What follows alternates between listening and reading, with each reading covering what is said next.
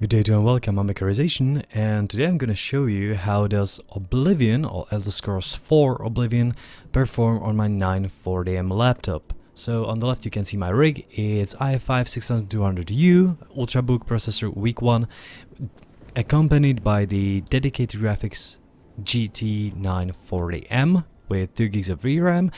Also 8 gigs of RAM clocked at 800 MHz, so slower ones. If you have quicker ones, you might have a quite significantly different experience. And standard stock 5200 RPM hard drive. I should also point out that I'm running some mods. Some of those mods are natural weather, natural habitat, natural vegetation, so they change the look of some things kind of significantly, as you can see on the leaves in here.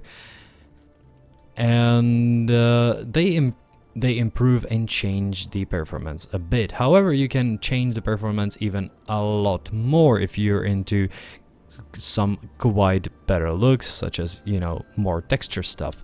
This actually is old texture. I am not sure why this tree... Oh yes, this tree has a new one. This tree also has a new one. So, how does it perform? At the bottom you can see the results of my testing within the resolutions. All the tests were done with the settings that you can also see at the bottom. That's the loader, and I will show you the in-game settings in here. So everything currently recording in this resolution, and texture size large, going for extreme fades at a lot of things, distant lands, more or less everything turned on except for self shadow and shadow on grass, because that impacts performance quite heavily. AGR lighting off because it actually has some issue with some of the mods I'm running. So how does it run? It runs pretty well if you are not into 60 FPS actually.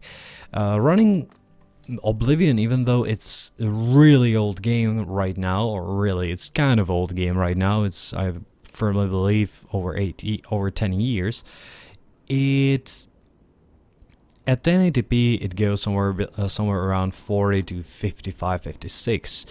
Yet, of course, there are occasional stutters. As Oblivion, you could have seen the stutter right now. Oblivion actually has this stutter thing where there is a real problem, and there is a mod for it. However, it did not properly work on my system, so probably it might be a RAM thing or something like that. Yet, if you want to keep 60, you have to go really low to like 1366 to 768.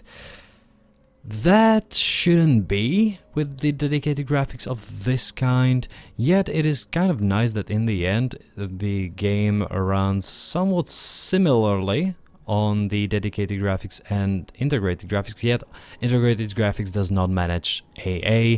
Dedicated graphics do that pretty well. It is playable, it is of course it is playable.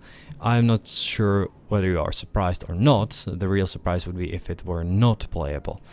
So, if you want to try it on the dedicated graphics, you definitely can. You can very cheaply get it in some sales on GOG or Steam. I would personally recommend the GOG version, as it includes some extra unofficial patches and these things. Also, if you get the latest edition, you have all the DLCs included, including Battlehorn Castle, Frostcrag, Thieves' Den, Spell Tomes, and all these little things. So, hope that it works, and hope that you enjoy the game, and I also hope that it helps you decide whether to get it or try it or not. And well, thanks for watching, and see you next time.